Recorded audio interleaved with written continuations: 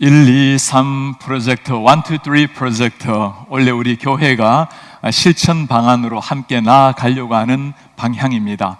이런 1년에 한 번 성경 일독하는 것, 이는 1년에 최소한 2명은 하나님께로 전도하는 삶, 3은 매주 3번 정도는 하나님 앞에 예배의 자리로 나아가는 삶을 말합니다. 하나님의 말씀으로 우리의 신앙의 기초를 닦는 일, 하나님께서 사랑하시는 영혼을 위해서 전도의 사명을 감당하는 일, 모든 게 다 중요합니다. 이 모든 것의 마지막 목적 방향이 있다면 그 한 사람 한 사람이 하나님을 영화롭게 예배하는 사람으로 이끌게 하는 것이 마지막 목적이 될 것입니다. 성경은 우리 인생의 창조 목적을 이사야에서 이렇게 말씀을 하고 있습니다. 이 백성은 내가 나를 위하여 지었나니 나를 찬송하게 하려 함이니라. 하나님께 예배하며 찬송하게 하기 위해서 지은 백성, 언젠가 우리가 천국에 이르게 되면 그날은 말씀을 공부하고 말씀을 전하는 일, 전도하는 일은 없을 것입니다. 그러나 그때도 똑같이 일어날 일은 우리 하나님을 영화롭게 예배하는 일, 천국에서도 똑같이 일어날 일입니다. 예배한다라는 것은 사람에게만 주어진 고유한 하나님의 특권입니다. 하나님께서는 모든 만물을 통해서 영광을 받으시지만 특별히 하나님의 형상 모양대로 지음받은 사람들의 예배를 통해서 하나님이 영광을 받으시는 겁니다. 하나님 앞에 나아가는 예배, 아무나 할 수 있는 것이 아닙니다. 하나님의 특별한 선택을 받은 사람, 하나님의 자녀만이 할 수 있는 것이 예배입니다. 지난 수요일에 우리 성도님들 기도해 주셔서 한미 기독교 지도자 기도회를 참 아름답게 잘 마치게 되었습니다. 많은 우리 기독교 지도자들, 또 많은 예수님을 믿는 정치인들이 함께 모여서 간절한 마음으로 기도를 하게 되었습니다. 특별한 축하 메시지를 하나 받아서 소개를 하게 되었는데, 미국의 39대 대통령 지미 카터 대통령이 병중에서도 참 간절한 마음으로 장문의 편지를 보내왔습니다. 축하 메시지의 마지막 기도문이었습니다. I hope Your shared prayers for the intervention of the divine wisdom of God will be heard. 지혜의 하나님이 개입하시도록 합심으로 드리는 여러분들의 기도를 하나님께서 들으실 것입니다. 다음 날에는 미국 초창 기도회가 대통령을 모시고 함께 있게 되었습니다. 한 가지 참 특별한 사건이 있었습니다. 한국에서 많은 온 정치인들 가운데 국회의원 중에 들어가지 못한 일이 일어나게 되었습니다. 이유는 아주 간단했습니다. 입장권을 가지고 있지 않았기 때문입니다. 그 먼 한국에서 먼 길을 찾아왔지만 입장권이 없어서 결국에는 들어가지 못했던 상황. 누가 하나님 앞에 나아가서 하나님을 예배할 수 있는 사람입니까? 아무에게나 주어진 특권이 아닙니다. 하나님을 나의 주인으로, 나의 창조주로 믿는 사람에게 주어진 특권이 하나님을 영화롭게 예배할 수 있는 놀라운 은혜입니다. 제가 오늘 목회 칼럼에 팡세를 쓴 파스칼을 잠시 소개했습니다. 39살 참 젊은 나이에 안타깝게 이 세상을 떠났던 사람, 기하학 또 물리학, 수학의 천재라는 이름이 그때부터 생겨날 정도의 특별했던 사람입니다. 이성이 강조돼야 될, 논리가 강조돼야 될 그 세계에서 신앙 하나를 가지고 마지막까지 살아낸 사람, 이유가 있습니다.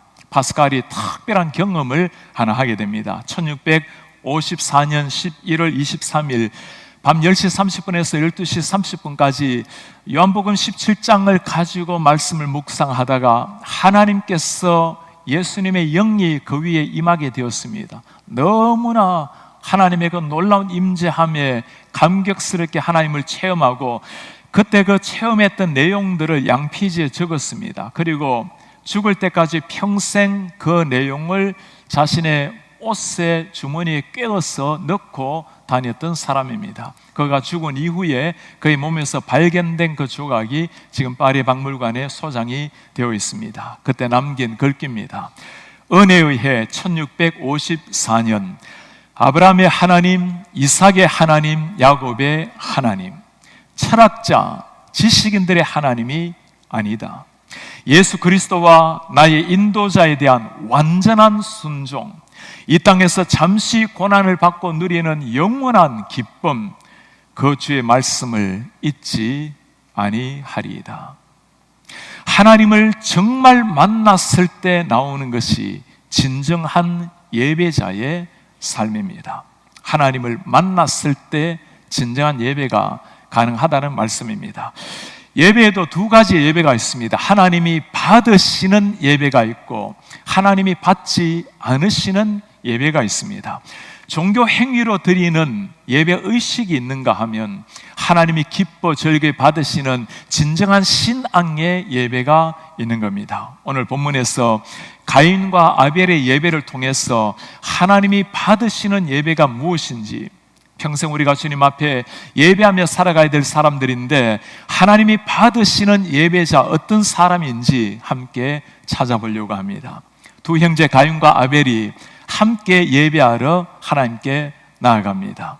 여러분, 한 가지 우리가 기억을 하셔야 됩니다. 사람은 창조 때부터 예배하도록 지음받은 사람들입니다. 하나님을 영화롭게 예배하지 않으면 타락된 사람들은 무엇인가 다른 것을 찾고 경배하고 숭배하기 마련입니다. 그 예배 상황을 오늘 3, 5절에서 이렇게 설명을 합니다. 세월이 지난 후에 가인은 땅의 소산으로 제물을 삼아 여호와께 드렸고 아벨은 자기도 양의 첫 새끼와 그 기름으로 드렸더니 여호와께서 아벨과 그의 제물은 받으셨으나 가인과 그의 제물은 받지 아니하신지라. 가인과 아벨 똑같이 하나님 앞에 제물을 드렸습니다. 문제는 하나님께서 아벨의 제물 예배는 받으셨고 가인의 제물 예배는 받지 않으셨다는 사실입니다. 오늘 이 말씀을 보면서 우리가 꼭 기억을 하셔야 될 것이 있습니다. 하나님께서 예배하는 우리 한 사람 한 사람의 마음을 지켜보고 계신다는 겁니다. 그냥 우리가 예배하고 지나가는 것이 아니라 하나님이 오셔서 예배하는 우리 속 사람, 우리의 마음을 지켜보고 계신다라는 사실입니다. 지켜보시는 하나님이 고개를 끄덕이셔야 그게 정말 하나님이 받으시는 예배가 되는 겁니다. 가인의 예배, 무엇이 문제였길래 받아들여지지 않은 예배였을까요? 이렇게 생각하는 사람들이 있습니다. 아벨이 드린 것은 값비싼 양이었고 가인이 드린 것은 그냥 땅의 소산물이다.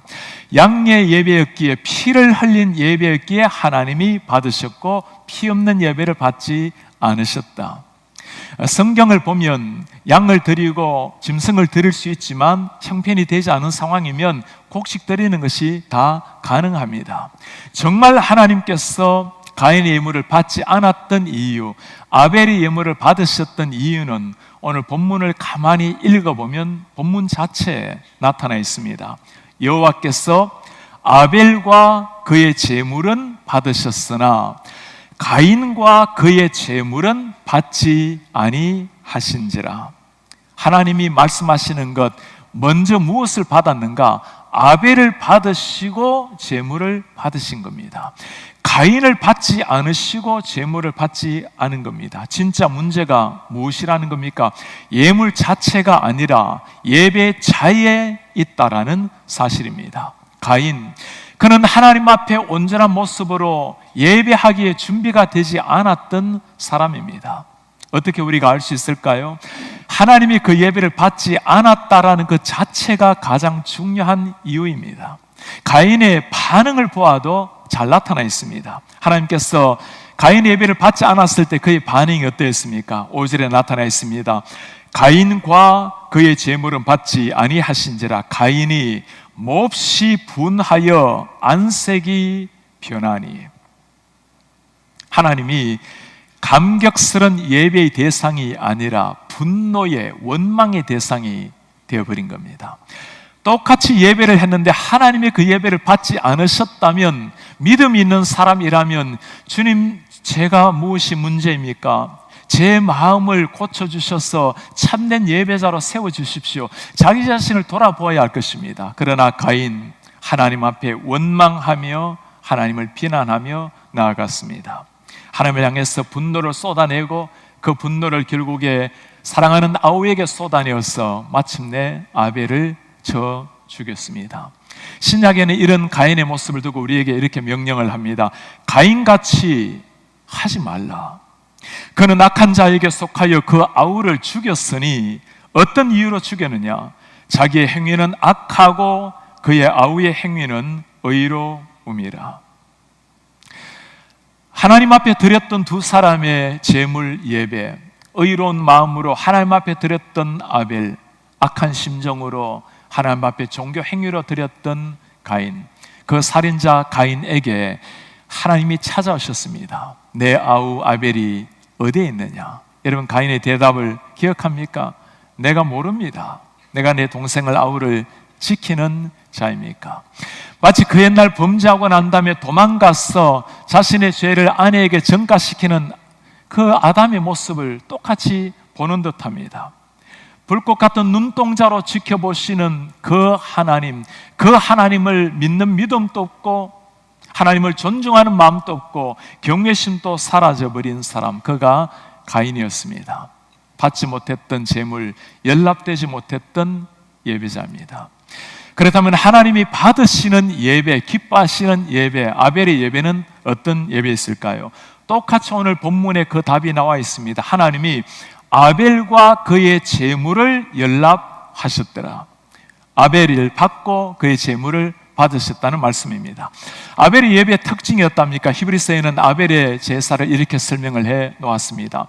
믿음으로 아벨은 가인보다 더 나은 제사를 하나님께 드림으로 의로운 자라 하시는 증거를 얻었으니 하나님이 그 예물에 대하여 정언하심이라. 그가 죽었으나 그 믿음으로서 지금 또 말하느니라. 믿음으로 아벨이 가인보다 나은 제사를 드렸으니, 아벨의 예물에 들어있었던 것은 하나님을 향한 믿음이었습니다. 가인의 예배에 빠졌던 것이 하나님을 향한 경외심과 믿음이었습니다. 전 세계 사람들에게 참 존경과 사랑을 받고 있는 코리텐 붐 여사가 있습니다. 많은 나치의 그 아픔들, 많은 시련을 겪고 하나님의 복음을 전했던 참 아름다운 한 사람입니다. 구소련의 스토리를 들려주는 책이 있습니다. 구소련 때 예수 믿는 것 때문에 교회가 핍박을 당하고 수많은 사람들이 순교를 당했을 때 한 예배당에서 예배했던 성도들입니다. 2명의 소련 군사들이 총을 들고 들어왔습니다. 5분 안에 예수 믿기를 포기할 사람들은 다 예배당 문을 나가라고, 그렇지 않으면 5분 후에는 모두 다 총살시켜 죽인다고. 정막이 흐르고 사람들은 간절한 마음으로 하나님을 믿는 용기를 달라고 기도하기 시작했습니다. 들으며 사람들이 예배당 문을 빠져나갔습니다. 5분이 지났습니다. 문을 걸어 잠근 병사들이 총을 내려놓고 그들에게 한 말입니다. 우리도 그리스도인입니다. 진정한 믿음을 가진 사람들과 함께 예배하기를 원합니다. 진정한 믿음, 하나님 앞에 나아가는 사람에게 요구하는 것이 이겁니다. 하나님 앞에 예배하러 나오는 사람은 하나님이 살아계신 것과 그에게 상 주시는 이심을 믿어야 할지니 믿음 가지고 하나님 앞에 예배하라고 말씀을 하는 겁니다. 이 믿음의 문제는 우리의 모든 삶을 다 영향을 미칩니다. 하나님을 향한 진정한 믿음, 하나님과의 관계가 형성이 되게 되면 사람과의 관계, 일상에도 변화가 일어납니다. 하나님 앞에 드려지는 예배뿐만 아니라 매일의 삶 자체가 하나님이 기뻐하시는 산제사로 드리라고, 우리의 삶 자체를 하나님 앞에 드리는 예배자로 살라고 말씀합니다. 하나님을 향한 이 믿음은 마침내 하나님께 드리는 예물에도 변화를 가져옵니다. 오늘 말씀을 가만히 읽어보시면 가인의 예물을 오늘 모세는 그냥 평범하게 설명합니다. 땅의 소산으로 하나님께 드렸고, 아벨의 예물은 굉장히 세심하게 표현해 놓았습니다. 양의 첫 새끼와 그 기름으로 하나님께 드렸으니, 아벨은 하나님 앞에 예배하되 하나님 앞에 최상의 것을 드리기를 원했습니다. 그 신앙의 표현이 양의 첫 새끼라는 것, 기름이라는 단어에 스며가 있는 겁니다. 하나님을 향한 진실한 믿음이 예물에도 표현이 되었다라는 사실입니다. 똑같이 하나님 앞에 예배를 드려도 정말 마음을 쏟은 정성스러운 예배가 있는가 하면 그냥 예배 행위로 시간을 보내버린 경우도 있을 수가 있습니다. 어제는 토요 새벽 기도 때 제가 다른 일로 좀 일찍이 나오게 되었습니다. 1시간 전에도 얼마나 많은 사람, 30분 전에도 그 많은 사람들이 와서 기도하는 모습을 보면서 얼마나 목사로서 참 고마운 마음이 들었습니다. 우리 하나님께서 바라보시고 저렇게 기도하면서 예배를 준비하시는 분들의 기도를 참 어찌하니 들으시겠는가. 주일에도 보면 예배 미리 나오셔서 오늘 주실 말씀을 위해서 누군가 주님을 알 수 있도록 예배를 위해서 간절히 기도하는 성도님들을 보면 참 목사로서 고마운 마음이 듭니다. 우리 하나님께서 기뻐 받으시는 예배자, 바로 이런 사람입니다. 샬롯 먼 곳에서 우리 교회까지 오는 몇 가정들이 있습니다. 2시간 훌쩍 넘게 운전을 해와야 되는데 늘 그렇게 말을 해요. 먼 거리지만 오면서 설교 말씀을 듣고 기대하는 마음으로 오면 금방 시간이 지나갑니다. 우리 교회 믿지 않는 아들을 데리고 온 어머니가 그렇게 말씀을 해요. 목사님, 이번 예배, 오늘 예배에서 꼭 이 아들이 예수님을 만났으면 좋겠습니다. 이런 분들의 예배는 간절함이 비어 있습니다. 오늘 이 예배 하나님께서 주실 말씀 하실 역사를 기대를 하게 되는 겁니다. 온 마음을 쏟는 예배. 오늘날 아인과 같이, 아벨과 같이 드리는 예배가 있는가 하면 가인과 같이 예배하는 사람도 있을 수가 있습니다. 어떤 사람일까요? 하나님을 향한 진실한 믿음 없이, 나의 마음을 지켜보시는 하나님을 향한 경외감 없이 나오는 예배자. 하나님과 친밀하게 여기는 것은 좋은 일입니다. 그러나 친밀함이 아니라 하나님을 소홀히 여기고 함부로 여긴다면 그것은 경배가 아니라 경홀히 여기는 자세가 될 것입니다. 예배에서 중요한 문제는 예배 자체가 아니라 예배자, 예배하는 사람이 진정 예배를 만들어내는 중요한 요건이라는 말씀입니다. 설교를 가르치면서 꼭 제가 부탁을 하는 게 있습니다. 한 편의 설교보다도 훨씬 더 중요한 것은 한 사람의 설교자입니다. 우리는 한 편의 설교를 잘 준비하면 한 번 설교는 잘할 수 있을 겁니다. 그러나 한 사람의 설교자가 준비되면 평생 하나님의 말씀을 전가하게 되는 겁니다. 하나님의 관심은 한 편의 설교보다 한 사람의 설교자를 만들어가는 것이 하나님의 관심입니다. 오늘 하나님 앞에 분노를 폭발했던 이 가인, 그의 문제가 무엇이었을까요? 예배 주체가 하나님이 아니라 자기 자신이었습니다.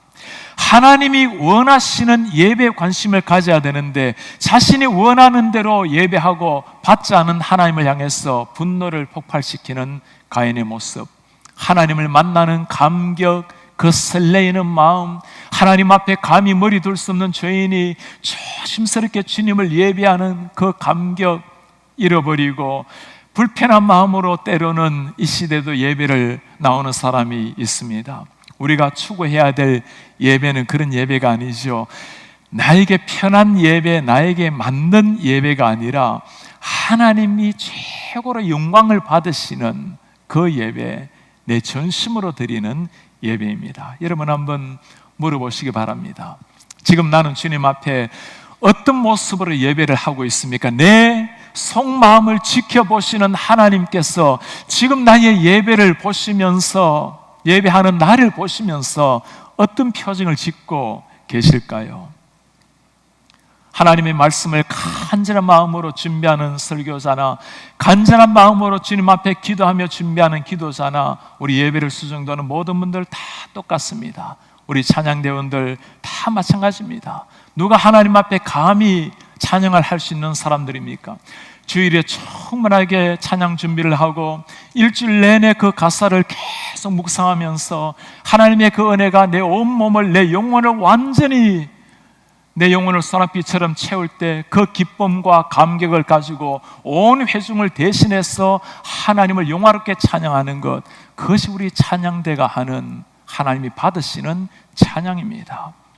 지난주 우리 수요 강단에서 우리 배명은 목사님께서 세 가지 예배를 말씀해 주셨어요. 보는 예배가 있고, 드리는 예배가 있고, 하나님이 받으시는 예배가 있다. 보는 예배에서 드리는 예배로 나아가야 되고, 하나님이 받으시는 예배로 나아가야 된다는 것을 강조를 했습니다. 그렇습니다. 하나님이 받으시는 예배, 하나님을 기쁘시게 하는 예배. 어떤 예배일까요? 우리 하나님이 기뻐하시려면 우리도 하나님을 기뻐하는 마음으로 나와야 됩니다. 주님 앞에 나올 때 하나님을 만나는 그 설레임, 하나님을 만나는 그 기대감, 그 감격을 가지고 주님 앞에 나오셔야 돼요. 지난주에 우리 교회 세 가족 중에 교회를 다니지 않은 젊은 부부가 나왔어요. 어떻게 나왔는가? 이 아이가 학교에서 기독교 아마 예배를 한 것 같아요. 그 예배가 너무 좋았어. 교육을 원해서 부모님을 데리고 온 거예요. 그 아이는 이제 1, 2, 3 프로젝트 중에 엄마 아빠를 전도를 했으니 두 번째 건 이미 이룬 겁니다. 이제 4살짜리 아이입니다.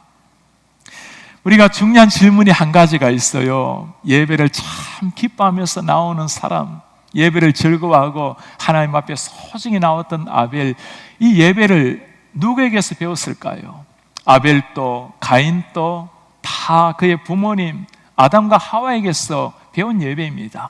본래 사람이 하나님을 예배하도록 창조를 받았고 그 예배를 받았지만 아벨이 배운 것은 예배 이전에 하나님을 배운 겁니다. 하나님을 바르게 알았기에 그게 합당한 예배가 나온 겁니다. 가인 예배 행위는 배웠지만 그를 창조하신 하나님을 향한 경외심, 믿음은 온전히 전수를 받지를 못한 겁니다. 여러분 한번 물어보시기를 바랍니다. 우리 주일을 여러분들은 어떤 마음으로 준비를 하고 계십니까? 예배로 나오는 자리는 하나님을 만나는 자리입니다. 전능하신 하나님, 거룩하신 하나님과 죄인된 우리가 만나는 자리가 예배입니다. 우리의 자녀들, 손주들을 어떤 예배자로 여러분 준비를 시키고 계십니까? 우리 안내를 1, 2, 3부 쓰시는 분들이 그렇게 말을 해요. 우리 어린아이들 예배당을 들어오면 그 추운 날씨에 이쁜 옷을 입고 들어오면서 겉옷을 벗어 던지고 이쁜 옷을 자랑하면서 들어온다는 거예요. 제가 보니 일부에도 얼마나 아이 하나가 빙글빙글 돌면서 들어오는데 내 이쁜 옷 보라는 거예요. 그 모습을 보면 자녀가 그렇게 말을 해요. 참 저 이쁜 옷을 입혀서 보내는 부모님이 귀하게 보인다고, 교회에 나온다고, 하나님 앞에 나온다고 이쁘게 차려입혀서 어릴 때부터 교육을 시키는 것. 아이들 중에는 때로 그 헌금 몽투를 손에 꼭 쥐고 나오는 아이들이 있어요. 집에서부터 헌금을 준비하게 한 겁니다. 그 속에 10불이 들어있던 1불이 들어있던 그 예물을 하나님이 받으시는 겁니다. 하나님 앞에 소중하게 하나님의 기쁨으로 나오는 예배죠. 우리 초대교회 성도님들이 이런 사람들이었습니다. 하나님 앞에 나올 때마다 그들은 마지막이라는 마음으로 나왔어요. 예수님께서 속히 오실 수 있다라는 믿음으로 나아간 사람들, 늘 순교의 피를 흘렸던 사람들, 오늘 예배가 어쩌면 내 생의 마지막이라는 심정으로 주님 앞에 나왔던 사람들. 제가 우리 교육자들에게 설교를 부탁할 때마다 꼭 하는 부탁이 있습니다. 오늘 이번 설교가 인생의 마지막 설교인 것처럼 여기고 설교를 해 주십시오. 부족한 저도 마찬가지입니다. 제가 설교하러 오기 전에 자리에 앉아서 꼭 하는 기도가 있습니다. 제 오른손을 심장 위에 올려놓고 드리는 기도입니다. 주님, 오늘 이 설교가 제 생의 마지막 설교입니다. 또 누군가 우리 성도님 중에 마지막 설교가 될 수 있습니다. 반드시 말씀을 통해서 성령님 역사하셔서 죽어있는 영혼, 예수님을 모르는 영혼을 살아나게 하시고 주님을 믿는 사람들은 진정한 인격적 영적 변화가 일어나게 도와주십시오. 제가 어린 시절에 참 좋아했던 가수가 조용필이었습니다. 제 어머니께서 노래를 참 좋아하시는데 저보고 늘 어릴 때 그렇게 강조를 해요. 너는 인생을 꼭 조용필처럼 살라고. 저 노래할 때 전심으로 노래하는, 혼신의 힘으로 노래하는 조용필 같은 인생을 살라고. 제가 예수님을 몰랐을 때 조용필 한 번 본 적이 없는 사람이지만 마치 제 인생의 멘토처럼 여기고 내가 저렇게 인생을 불태우리라고 생각을 하곤 했습니다. 지난주에 이 조용필 기사글을 하나 보고 제가 참 제 자신을 많이 돌아보고 또 예배에 대해서 많은 생각을 하게 되었습니다. 기사를 쓴 교수님은 서울 하얏트 호텔에서 30년 동안 근무를 했던 분입니다. 한 100여 명 정도, 100번 정도의 디너쇼를 주관을 했는데 한국의 유명한 가수들이 다 와서 디너쇼를 했습니다. 그 가운데 가장 특별한 사람 조용필에 대한 스토리를 설명해 놓은 겁니다. 준비부터 달랐습니다. 공연 이틀 전부터 호텔에 미리 와서 하나하나 다 점검을 하고 연습하는 시간에도 목이 터져라고 똑같이 실전처럼 연습을 하고 그렇게 준비를 다 합니다. 가왕이라고 불리는 사람 아닙니까? 혼신의 힘을 쏟는 그를 보려고 대만, 일본, 세계 각지에서 디너쇼를 참석을 합니다. 마지막 글이 참 제 가슴에 남았습니다. 20여 곡의 히트송을 부르고 서너 차례 앙코를 부르고 난 후 무대 뒤편으로 내려간 조용필 씨는 언제나 쓰러져 기진맥진한 상태에서 물조차 주위의 도움을 받지 못하면 마시지 못할 정도로 자신의 이름을 건 디노쇼를 위해서 모든 에너지를 전부 쏟아낸다. 왜 그가 한국 최고의 가수이자 가왕이라는 타이틀로 불리는지 무대 뒤에 쓰러진 그의 모습에서 발견한다. 모든 심정을 다 쏟아서 하는 노래, 마치 심장을 쏟듯이 하는 노래.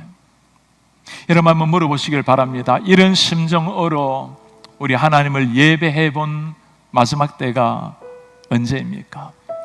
내 전부를 다 쏟는 마음으로 마치 내 인생의 마지막 예배인 것처럼 하나님 앞에 예배 본 마지막이 언제입니까? 우리 교회에 말기암을 참 아프게 앓고 있는 집사님 계십니다. 매주마다 주일 예배 하루를 얼마나 사모하며 기다리는지 마지막 예배일 수 있다라는 생각으로 그렇게 한 번도 주님 앞에 공동체가 예배하기 위해서 그렇게 기다리는 분이 계세요. 그 힘겨운 몸을 이끌고 여러분들이 보시면 아마 알아보지도 못하실 겁니다. 얼마나 행복한 모습으로 미소 지는 모습으로 주님 앞에 나오는지. 그런 예배, 우리 하나님이 지켜보시는 예배자의 모습입니다. 말씀을 준비하는 사람은 마치 오늘 말씀이 마지막 말씀인 것처럼 모든 것을 쏟는 설교, 기도하는 사람은 마지막 기도인 것처럼 주님 앞에 전심으로 드리는 기도, 마지막 찬양을 드리는 것처럼 하나님 앞에 생명을 드리듯이 하는 찬양. 우리의 생애에 마치 오늘 밤 주님이 오시듯이 내가 오늘 밤 주님 앞에 가듯이 마지막으로 드리는 예배처럼 드리는 예배, 그런 예배를 통해서 우리 하나님은 영광을 받으시고 그런 예배자 위에 하늘의 문을 여시고 놀라운 하나님의 은혜의 소낙비를 우리 위에 쏟으실 겁니다. 우리 성도님들, 그런 예배자로 하나님 앞에 서시고 예배할 때마다 우리 하나님께서는 하늘의 문을 여시고 당신의 영광의 낯빛을 우리 위에 환하게 비추셔서 그 은혜로 내가 일어나고 사람을 일으켜내고 하나님의 더 선택의 비전을 향해서 멋지게 걸어가는 하나님의 사람들 되시기를 주님의 이름으로 축복합니다.